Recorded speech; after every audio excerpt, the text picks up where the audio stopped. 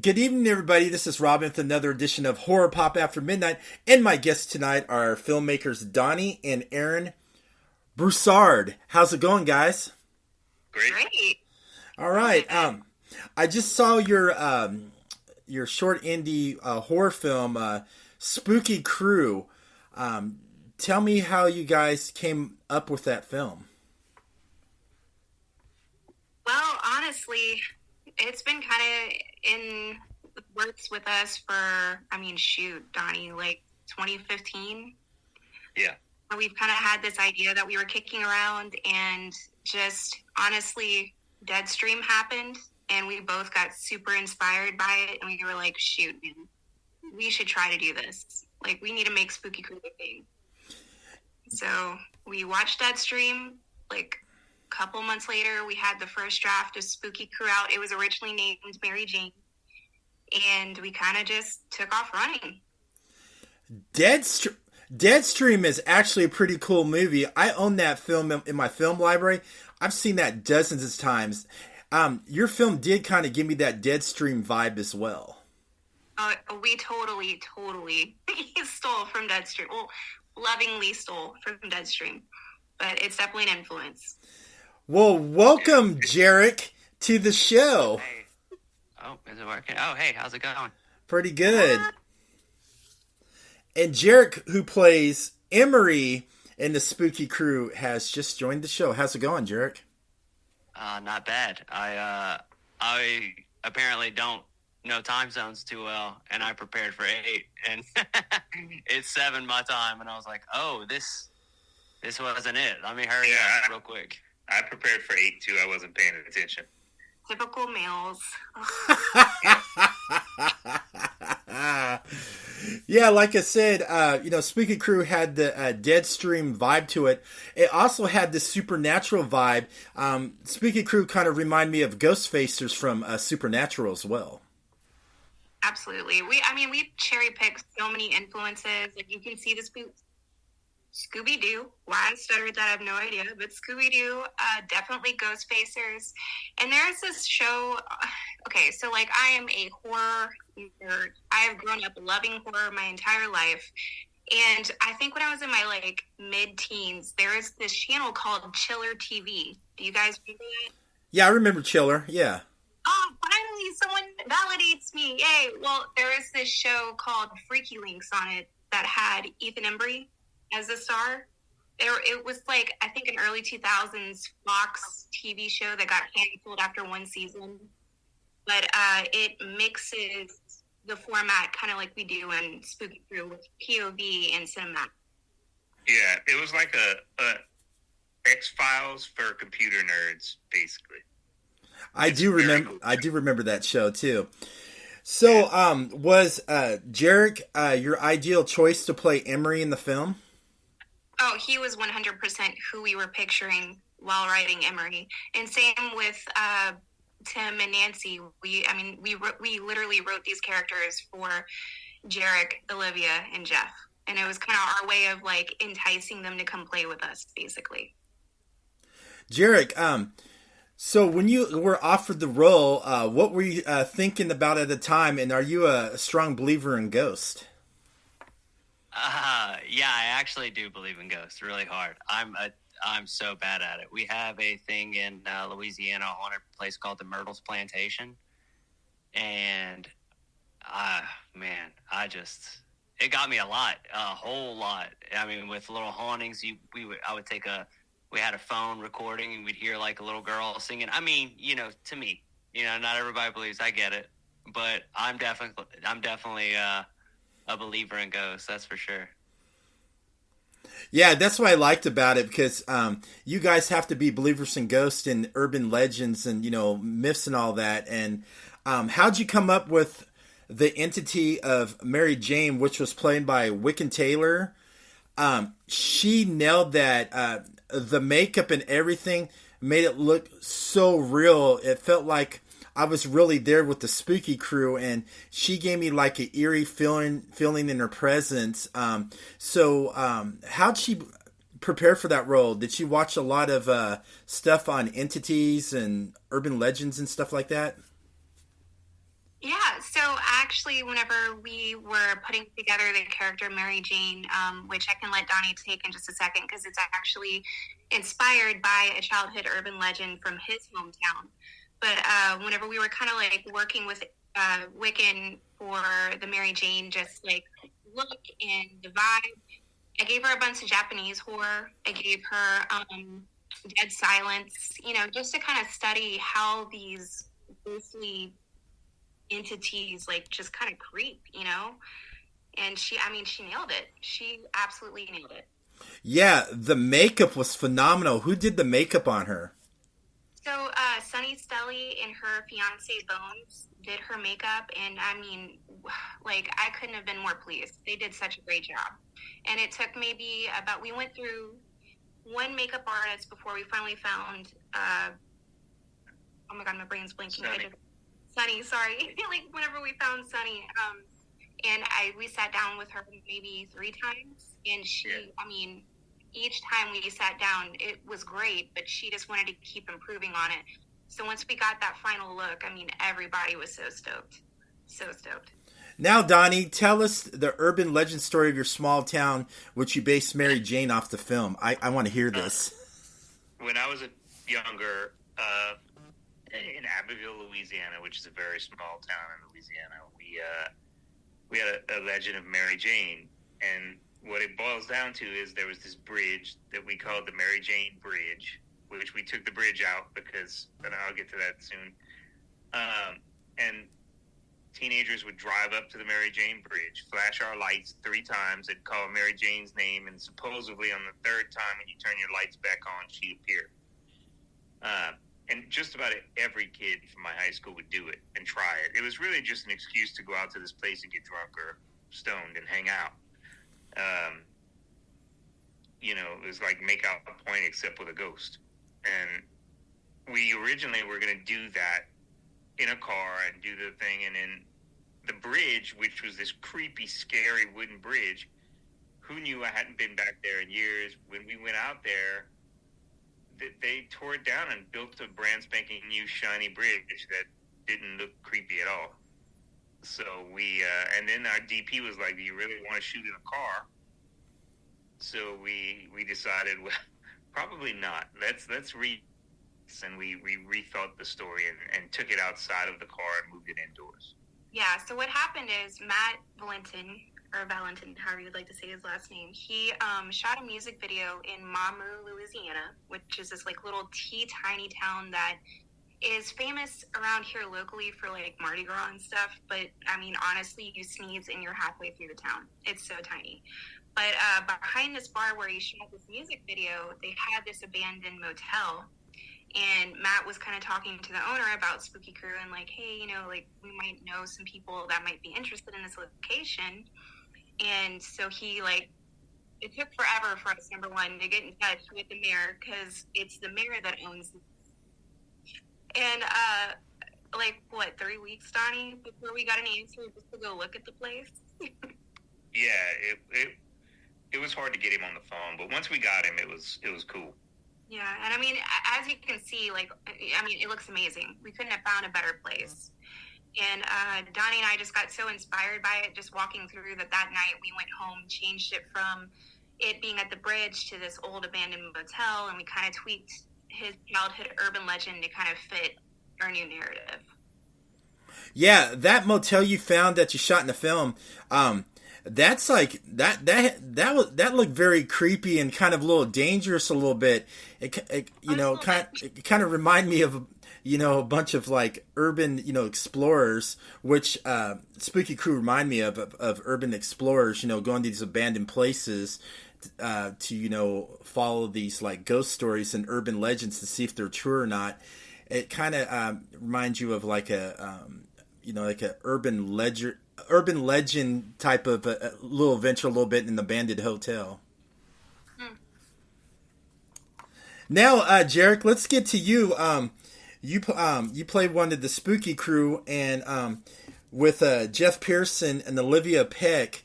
What was it like working with them? By watching you guys play the Spooky Crew on the screen, you guys had that great chemistry towards each other. you guys were played it off pretty well, and I loved your character because you were more into like, man, we're gonna go solve this. This is like really real and all that, and you were trying to convince the other two, it's real, and I love how they like played off you, going, no, this is fake. We're not gonna find nothing. Yeah, I like to think of it. I mean, they brought this up earlier too, like X-Files. I was definitely the Mulder of the crew, and I found Olivia was a lot like Scully. And then I had met Jeff on the last short film we had all done together, Day Trippers. And I didn't work with him necessarily like on the same days, but like I met him there and I talked to him and stuff like that. So I kind of knew Jeff in passing. And Olivia, that was the first time I had met Olivia, was for this. The first reading, I don't even think she was there. She was on screen. Yeah, she was just on a Zoom call. Yeah. So I didn't meet her, though, until we started shooting. But, I mean, they were both super easy to talk to, work with. And then, going into it, I kind of just channeled I watched a bunch of YouTubers.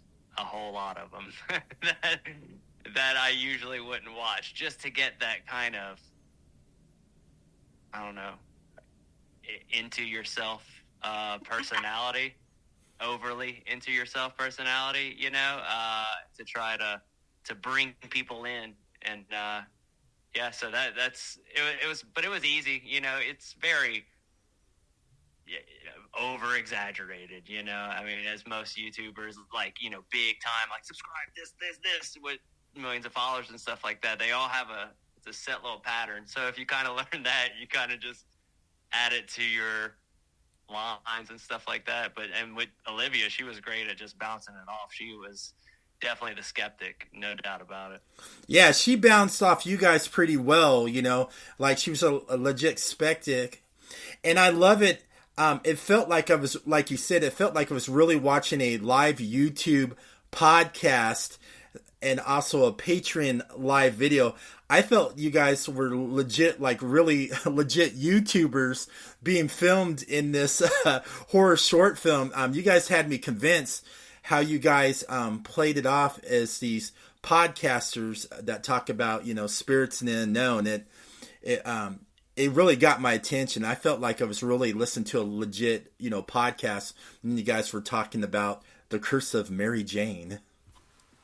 Yeah, good. That was the goal. So, I mean, it was so awesome watching them work together because honestly, I would give the barest notes and these guys would just take off running with each other. And I mean, the chemistry is so obviously there too. So every take was almost golden and we were all laughing behind camera, like to the point where sometimes we'd have to call cut because somebody snorts whenever Jerik says something or Olivia reacts to Jerik. Like, I mean, they killed it. They sure did. Where'd you film the scene where they had their podcast at? Was that like at a video store or a comic book store where you guys were filming that at? Yeah, actually, Jeff owns it. It's called Play and Trade here in Lafayette, Louisiana. And I mean, he's the owner. It's this like video game store that you can just buy retro games, new games, old gaming systems, new gaming systems. I mean, it's just a really cool place. And he has movies and comics and toys and yeah. That's my kind of a place. I was looking at that. I was like, man, I want to hang out with the spooky crew just to, play the video games and just shoot the shit. That's right. And like, hey, let me join the group, man. I'm not a skeptic. Let's go find some real ghosts. Jeff will be there if you go on the right days. Yeah. Oh yeah. Actually, the day that we wrapped filming, we wrapped around like 3 or 4 in the morning, and he just stayed and opened the store. And a couple hours later, we were just like, "Dude, you're crazy. What are you doing?" That's funny.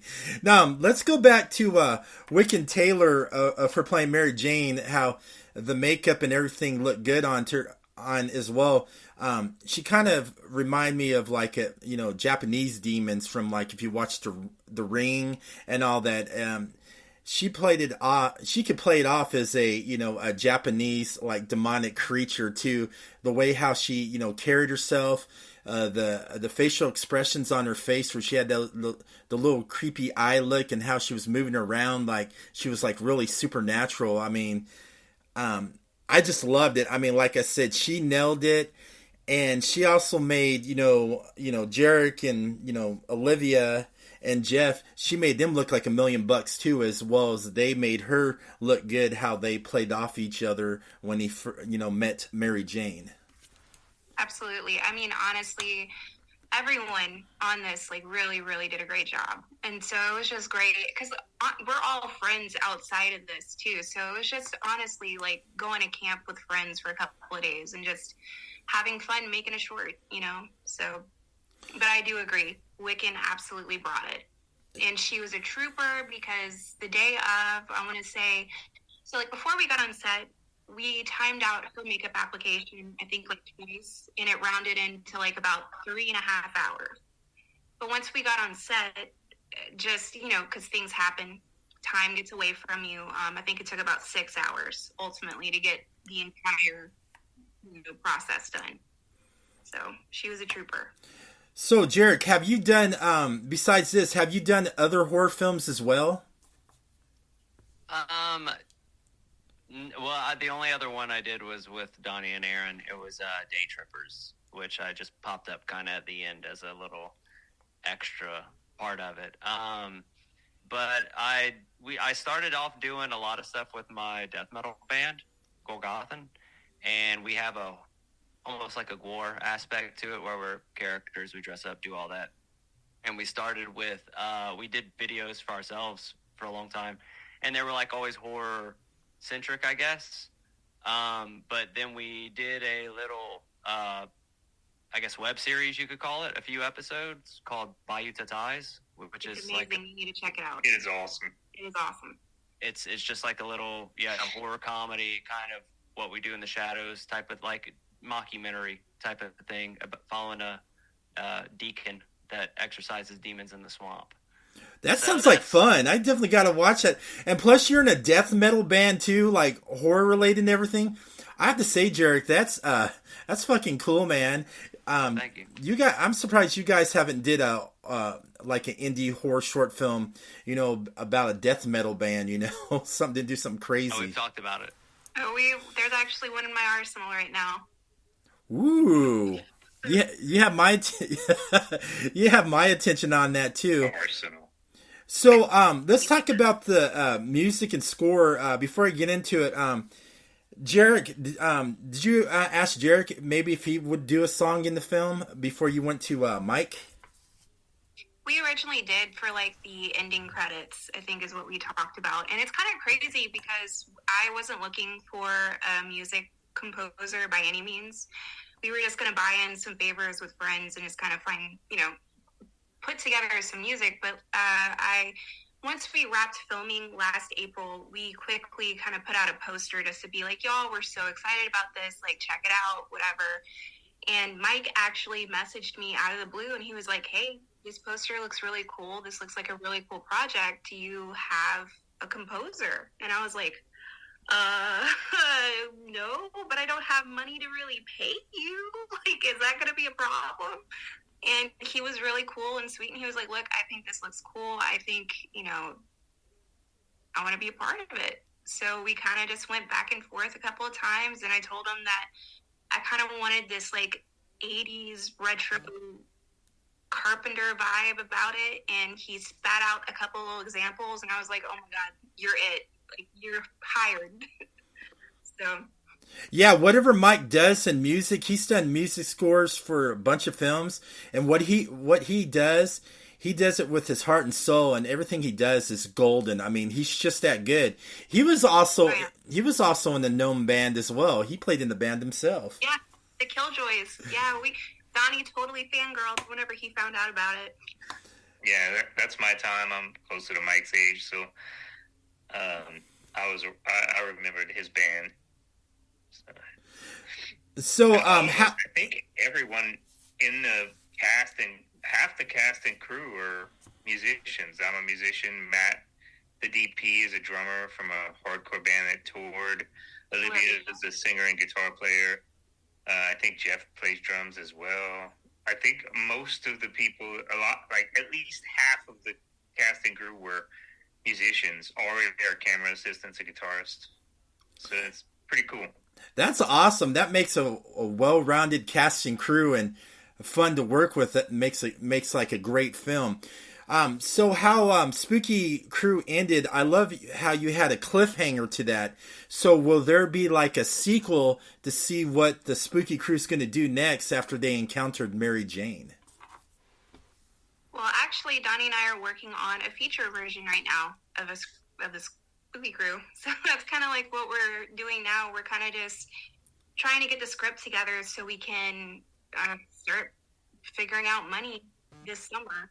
Hopefully. So I hope it works out for you guys. I'll definitely be paying attention, and if it does work out, and eventually if it does come on Physical Media, I support Physical Media, I'll definitely get a Blu-ray from you guys. That would be awesome. Yeah.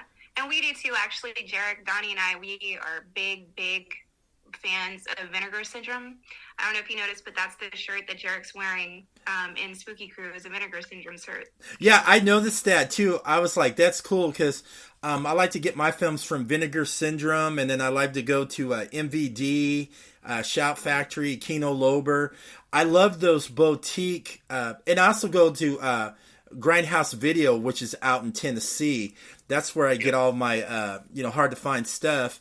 And speaking of that, it's sad how they're trying to destroy Physical Media, like Tubi and all of them. They're cutting minutes and cutting scenes out of certain films that we like, and then when you go on there and watch, it's like, this is not how it's supposed to be. Where's this scene at?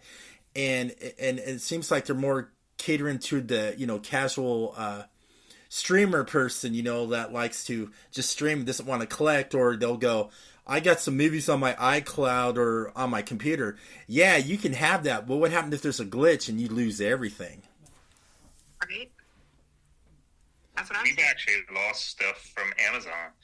We purchased movies and then they lose the license, and we get back and we're like, oh, we can't watch our movie anymore. So it's I prefer physical. I do too. I think we all do. I know Jerik probably does too. Oh yeah, I have too many movies. It's to the point where I'm gonna have to start either getting another shelf for movies or something. I don't know what I'm gonna do. I know, we're in the same boat. Like we have like a Calyx like cabinet from IKEA, and I mean it's bursting at the seams. We have so much stuff in it. Like, don't know what to do. Now, Jerik mentioned earlier in the podcast about Day Trippers. I want to see this. What is Day Trippers about? So honestly, like I mentioned earlier, I'm a big horror fan, and my favorite genre is slashers. And I've always wanted to make a slasher movie, and Day Trippers was kind of my love letter to slasher cold opens. So it's essentially Wiccan and Jeff as this couple that is driving to a day trip. They get lost and they pull over because they get a little frisky, and one thing leads to another, and they encounter this slasher in the middle of the woods called the Hunter, and stuff happens. People might die. Ooh, I want to see this. You got me intrigued by this. I mean, I like the name of it. It's so alluring. Oh, thank you. Well, you can definitely check it out on our website, MallowEntertainment.com. We have Day Trippers and my other short caffeinated on there, along with some other really cool shorts. And Donny just recently put up his college thesis film. Oh, it's not worth watching. It's very old, and it's not very good. But it's up there, It'd be so cool if you guys had Spooky Crew t-shirts. I would so sport one. Well, we have koozies so far, so ooh, we can definitely koozies. send you some. Yeah, we can send you some koozies. I'll take a koozie. Man, that'd be cool if you guys had shirts, or made Jerik and all of them wear the shirts in the film and all that, going, we're Spooky Crew, or It'd be meta on meta at that point. Yeah. Yeah, that's pretty wild. So, what are some other projects you guys are going to are getting ready to do? Well, we're prepping for Erin's Spooky Crew feature. Yeah. Hopefully that happens. We'll probably make another short in between that. Hopefully with the usual suspects. And Jerik has an album coming out. Yeah, Jerik, tell us about your death metal album. The band is called Golgothan. We're on Lacerated Enemy Records. It's like just brutal death metal, I guess, is the term for it. I just think it's just death metal. But yeah, we had an album come out a year or two ago called Leech. And then we're done recording most of the new one, and we'll be putting that out pretty soon. And that's like I said, it's just death metal. Like if you like Cannibal Corpse, if you like Aborted, Dying Fetus, stuff like that, it's right up that alley. Cattle Decapitation, those kind of bands. But we like to have fun with it. Ever since we started, we just always, me and the vocalist, who we actually we've been working with Donny and Erin on another project, the Bite the Ties thing. We're hoping to do more with that. He does film too, so and he's all super into horror just like I am. So when we started, it was always costumes. So since we're from Louisiana, we decided to kind of do a like swamp creatures, I guess, or whatever you want to call it. So we dress up every show, every video, things like that. How'd you guys come up with that name for your band, and tell me a little bit about the origin story of that? Well, we used to be called Gut Wrench, and we all loved the name, and then we found out there were a few other bands called Gut Wrench, so we had to change it, and the idea was to look up demons' names, and we just went down a list, and we wanted to keep that G sound, and we saw Golgothan, and we're fans of Kevin Smith and the shit demon. It just made sense not to be a demon made of shit for what we were doing, so ended up with Golgothan. I like the name of that. It's just different and unique for death metal, which is pretty cool. Yeah. I bet you probably have a huge following too. At times, metal in general is just a niche culture. So if they hear it, I find we have fans. Around here we do for sure. We play anywhere in Louisiana. We always bring out a good crowd, but we put on a show too. That's for sure. Anytime we play, it's a full on experience, I guess you could say. What about you, Donny and Erin? You guys, play music too. You guys go around playing in bands? Used to. Yeah, I used to, but not anymore. Now I'm focusing on movies mostly right now. Movies and teaching and helping Erin and Jerik and whoever else I can get on board with. So, since Spooky Crew's been... Sorry, go ahead, Erin. Oh, I was just going to say, him and Mike talk all the time about doing a Zoom, jam sesh. Yeah. So. Oh, that'd be pretty wild. Let's go back to Spooky Crew. It's been going around the film festivals. It's been, getting good reviews. How's the audience taken to your film, and have you guys sat through some of the showings and seen the reactions on the, moviegoers, and what were your guys' thoughts? So Donnie and I have, whenever our first two festivals that we got into, one was a local one called Southern Screen, which is in Lafayette, Louisiana, our hometown.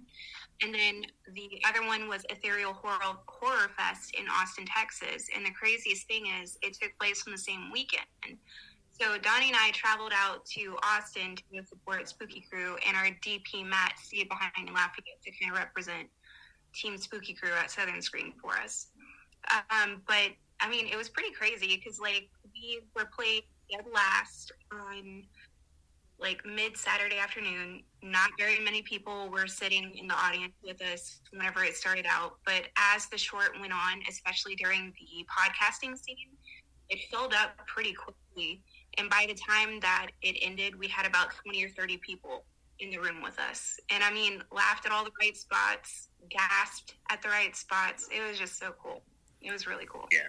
And Southern Screen had a bigger audience than Ethereal, and it seemed to go well there as well.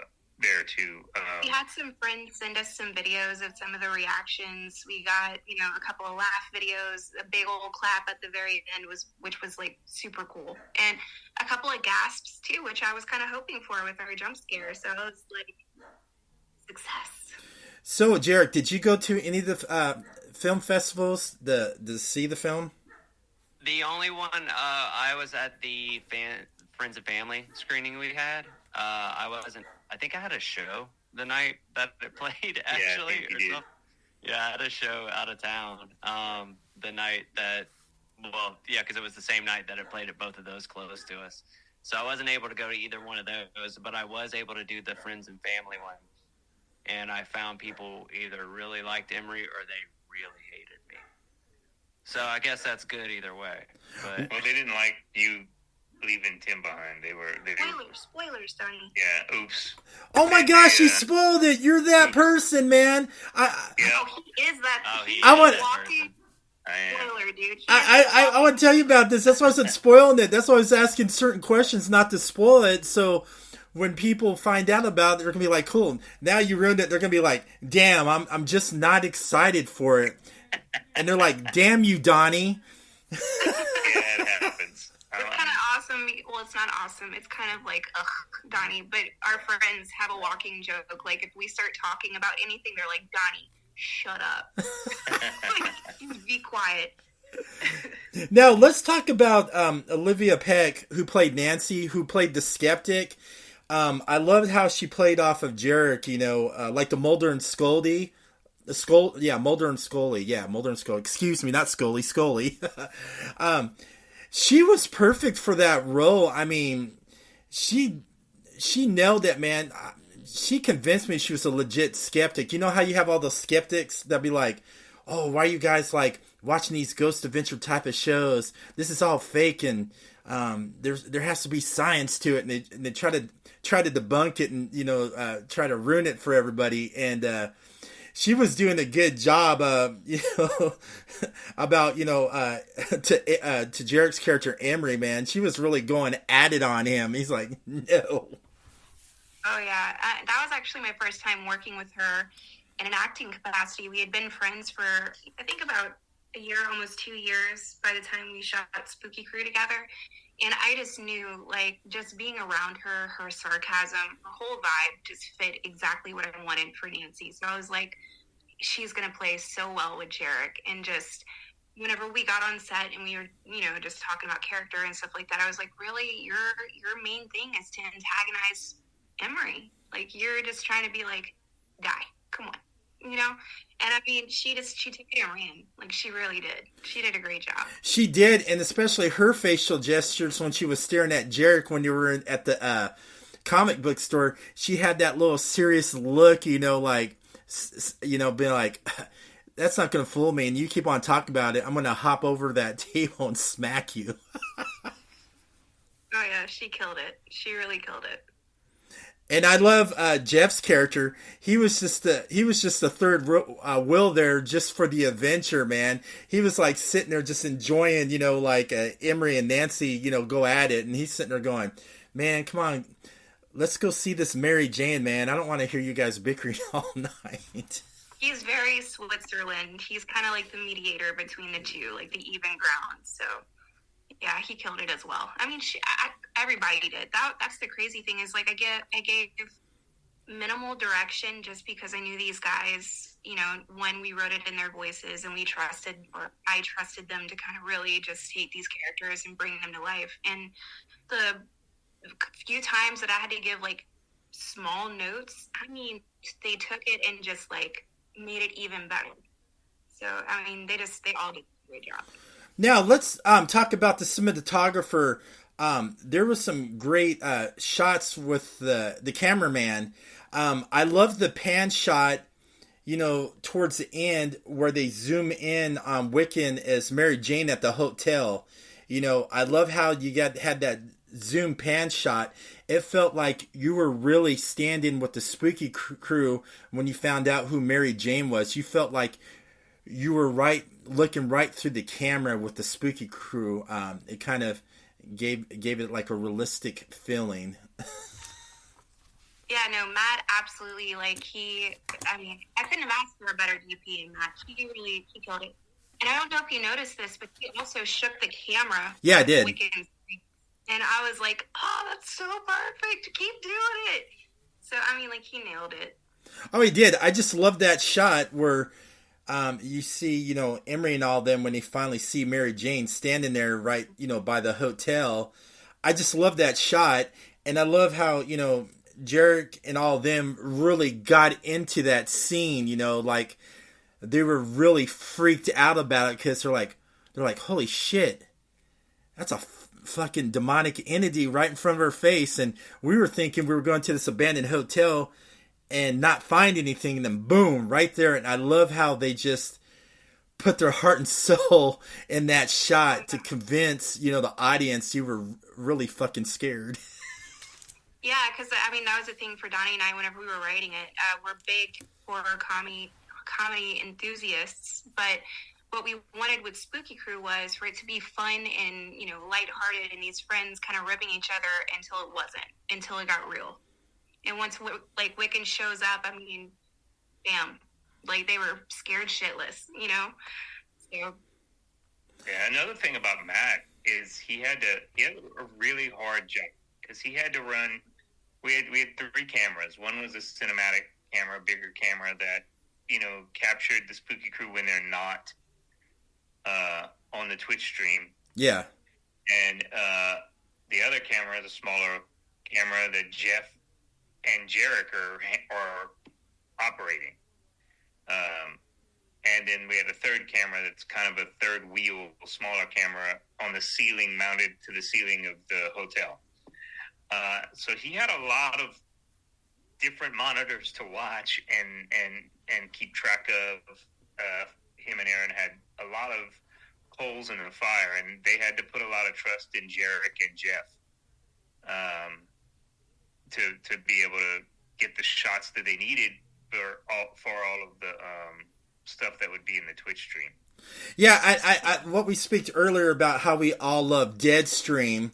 I love how you shot the scene of the Patreon computer screen like he did in Deadstream, where it really made it feel like you were really watching a Patreon live feed, just like in Deadstream.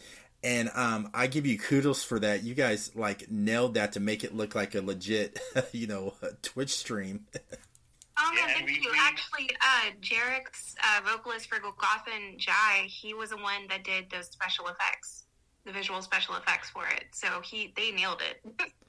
And the cool thing about it too, I love how you did practical effects. You didn't see any blood or anything. It was just humor and just good fun. And I love it. There was no blood at all. I just love how you guys went towards the practical approach, which I really enjoy in films. I used a little bit on the heart.